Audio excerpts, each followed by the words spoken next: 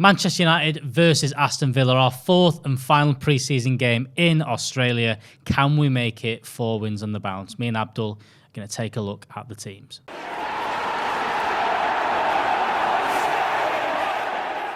Hello and welcome to Stretford Paddock. I am Alex. I am joined with Abdul as we're looking at Manchester United versus Aston Villa. How are you doing, mate? I'm good, mate. Yeah, it's been a great pre-season, to be honest. I'm enjoying it. It's been good so far. There's been, the 3 wins we've had so far. The big performance against Liverpool, obviously rotated teams, but it is trending in the right direction. We're seeing better things week in, week out. We're going to start though. We're going to talk about the man on the thumbnail, Donny van der Beek. Now, last game he came on at half-time and played in that slightly deep position alongside Fred.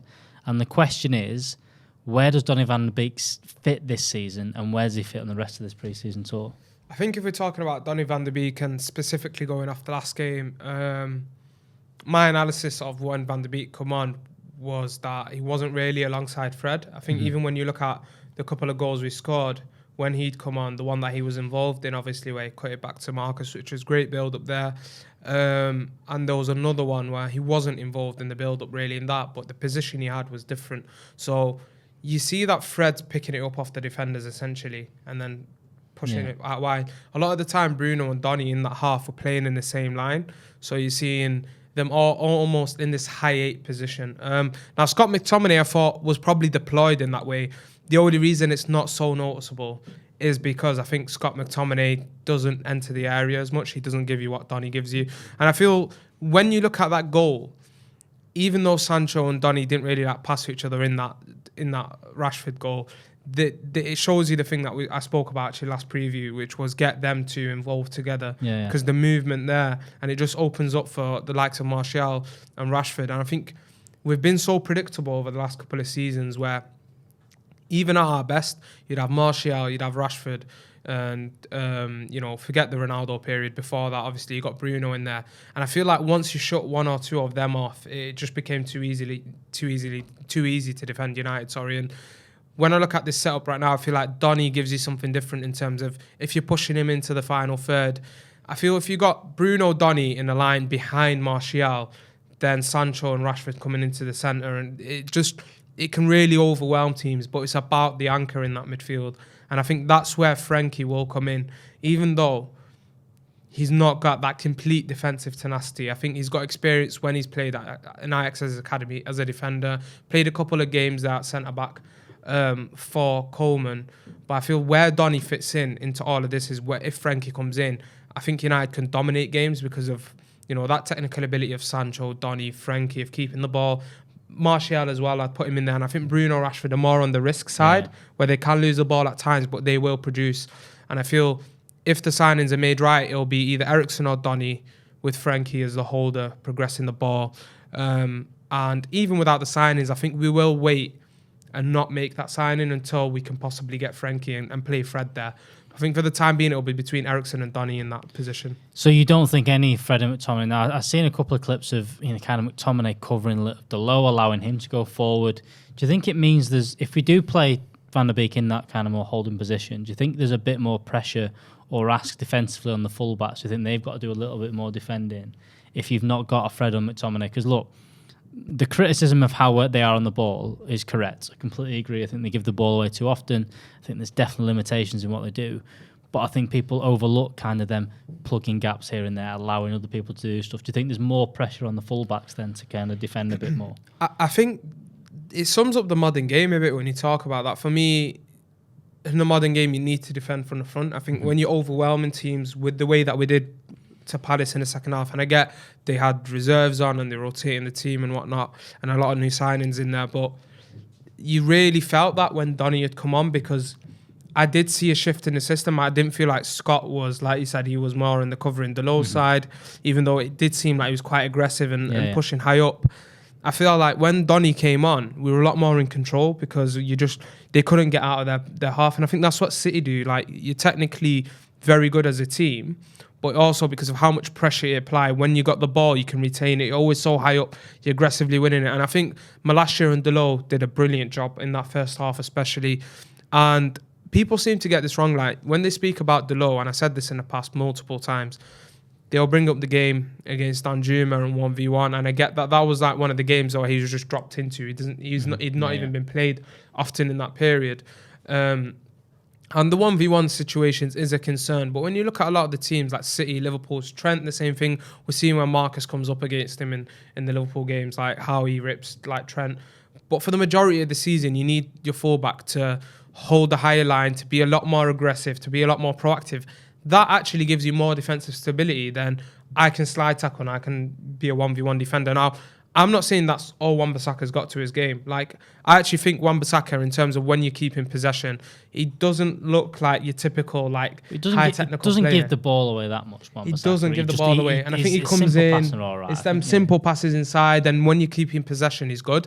But I think the way Ten Hag wants to play is, we've seen what he's done with Matsurawi, and I've repeated this for the last few months before even Ten Hag had joined. If Ten Hag comes, I'm seeing the same thing happening with Delo, and we're seeing this pre-season. The cross the other day to Martial, the shots against Liverpool, even the game against Arsenal with Ralph Rangnick, where he had a couple of shots. That is a player that I think is going to benefit so much from having someone like Eric Ten Hag as a manager, and having that setup of playing on a more aggressive and higher line. Absolutely. So we're now going to move on a little bit and talk about centre back partnerships. Now, the consensus at the minute is that Martinez is going to come in. You've seen Maguire shift to the right hand side. That seems to be his new position. He played a lot on the left last season. Him on the right, Martinez on the left. That'll be it done. You can't do that. You can't just have two centre backs for the entire season. Liverpool don't do it. City certainly don't do it. Not many teams kind of sit with the set, especially across all the competitions. So what kind of partnerships do you think we're going to see? Now, we'll go into our predicted 11s in a bit, but what kind of partnerships outside of the Martinez-Maguire? Where do you see Varane fitting in? Where do you see Lindelof fitting in? And do you see anyone else, Bailly, Tuanzebe, fitting into this system? Now, I think Harry Maguire, what happened last season, the performances, his personality as well, and the way he's gotten around things and his team and the people around him. And when you look behind the scenes and when I've spoken to people, I don't know how it is in and around him, like the whole, like when he scores for England, the way he acts up and all that. Listen, I actually rate Harry Maguire compared to a lot of our fans. But I think that's what pisses me off the most about him. And I think it's his actual attitude and reaction of, I think so. Well, there's a reason I'm playing. That's what he said last season. And then he's saying different things in pre-season. As a player, I actually rate Harry Maguire. And people are going to go off and I don't care what anyone says, but I think he's a good player. My thing is, with this setup, Eric Bailly has had a brilliant pre-season. The 2 games that he's had, I thought he performed very well, played out from the back brilliantly. And I think he's a good defender, Eric Bailly. But sometimes I get you have the moments in games where you're like, what's he doing sort of thing, and it's funny to watch. And they're all right to have. It's not like, because when you're progressing the ball, when you're doing what's needed in a modern centre-back, and I think his duels, he wins them quite well, he's aggressive, and it gives that energy as well to the defence. I know sometimes it can be erratic and stuff, but it does give that, and you need that sometimes. The issue is, with Eric Bailly, is the same as Raphael Varane. So if they are to come in for Harry Maguire, and they have a fair shout because of Harry Maguire's season last season, you need a reliable pairing, and I feel, and a reliable ball-playing pairing. So because it's passing sequences from the back to the midfield to the front. So when you're changing that every week, we noticed in that game, and I'm sure you noticed in the last game, how Maguire was, I thought, played some brilliant switches out to the left. Really good, yeah. Those, a couple times to Marcus, a couple times to Malacia, and I think when he was finding Marcus Rashford in there, the biggest benefit of that is actually you putting United in the final line, like the last attacking line. Now Marcus has got like a 1v1 decision here. Like he can take his man on, he can go back. He's a lot more comfortable attacking situation rather than just like, playing. Then he gets there, then he's doubled up on by the wingers and the fullbacks, and then it takes his. And I think it puts us in a better attacking position because of them switches. Varane and Bailly, I think Varane has it in him. Bailly doesn't really have that long pass in him. But Varane and Bailly, they can't really build that sequence if they're not playing every week. And that's why I think I've seen Martinez play quite a bit. And when I was watching a lot of what Ten Hag was doing at Ajax, and I wanted to watch a bit of Timber, I actually like what I seen from Timber. And I thought he would be a good partner for Maguire on the right-hand side.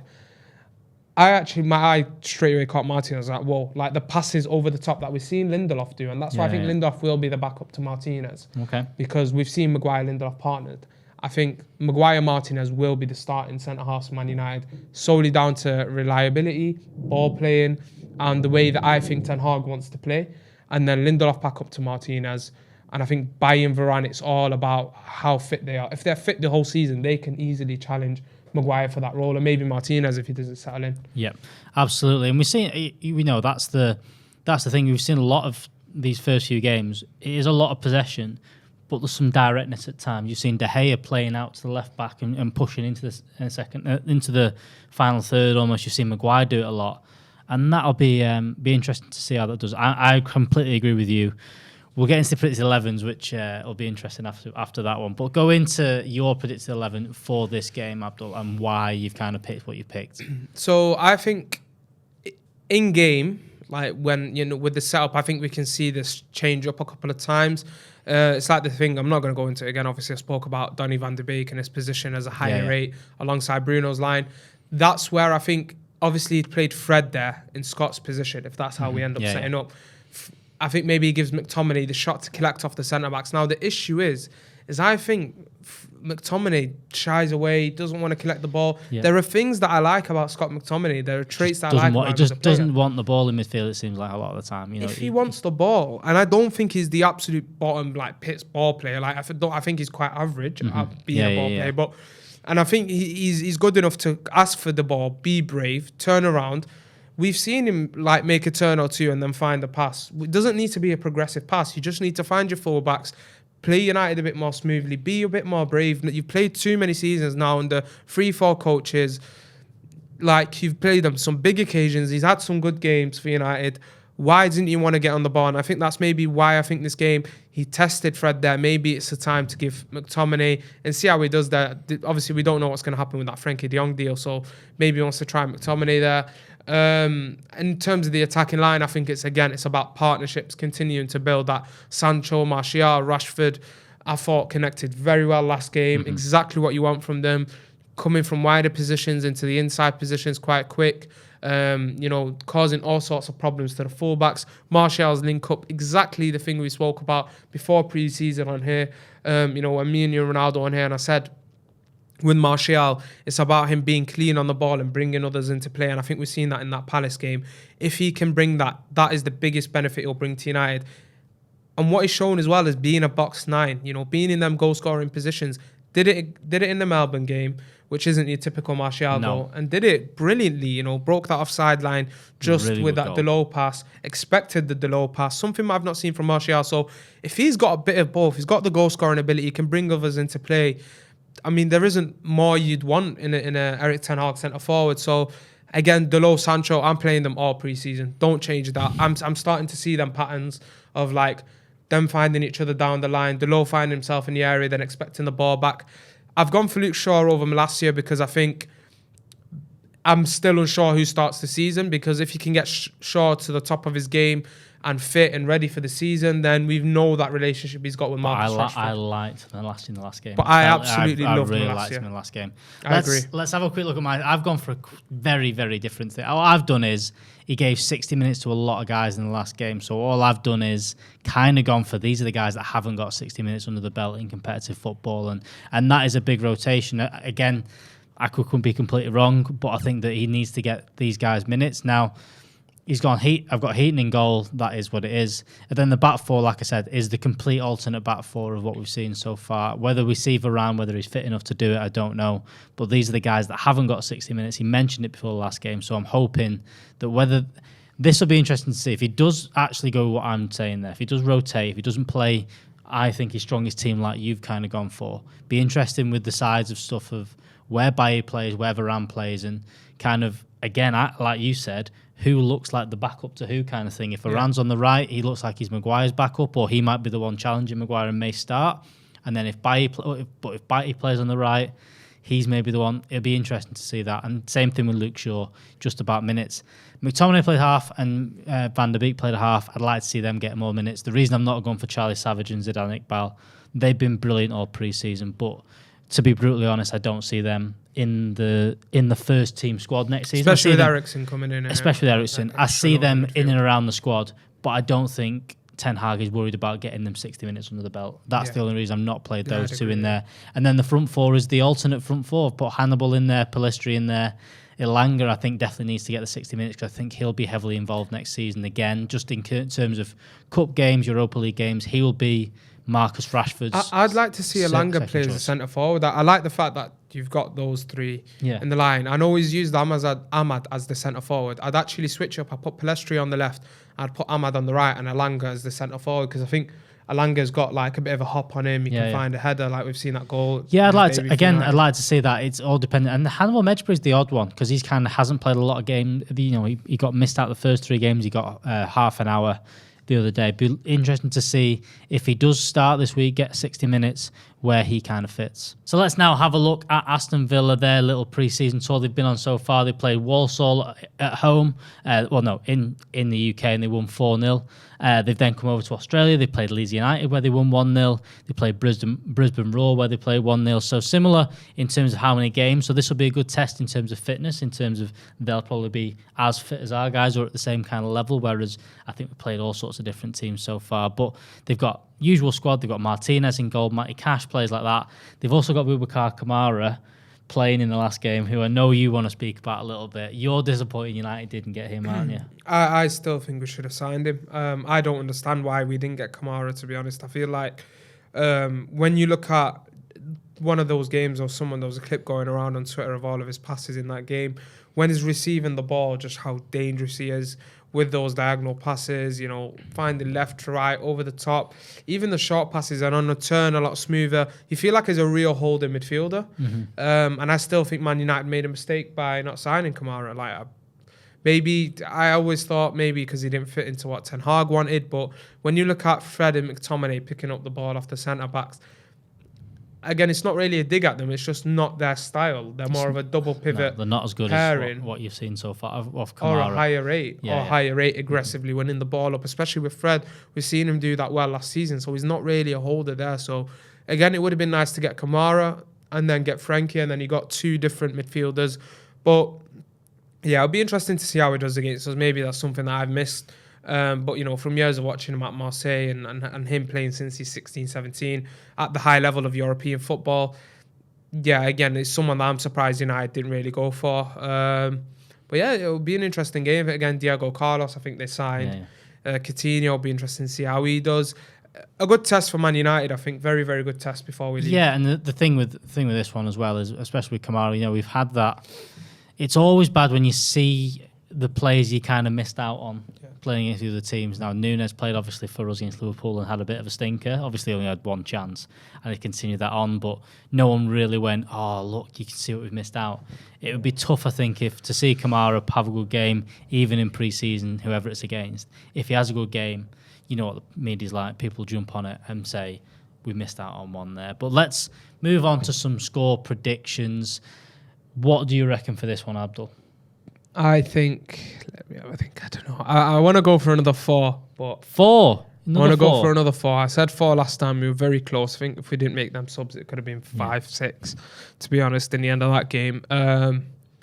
You know, I'm going to go for it again. 4-1 United. I think Villa will get a goal, but I'm going to go 4-1 United, especially if we don't rotate that team and he goes again with 60 minutes, because I feel like he's going to continue doing that because he's trying to build his actual setup. Absolutely. I'm going to go close again. I think 2-1 this one. I think this one's going to be a close game. I just think that, as I said, Villa at the same level as us in terms of fitness-wise, played the same amount of games. I think this will be a close one. So I'm going to go 2-1. Make sure you get in the comments, get your predicted 11s in. Did you agree with us? Did you disagree with us? And get in your score predictions. Thank you very much for joining us, Abdul. We'll have the watch-along of this game, as well as reaction from the likes of Stephen Howson and the lads over in Australia. So make sure you're checking that out. Thank you very much again for joining us. I've been Alex. See you in the next one. Laters.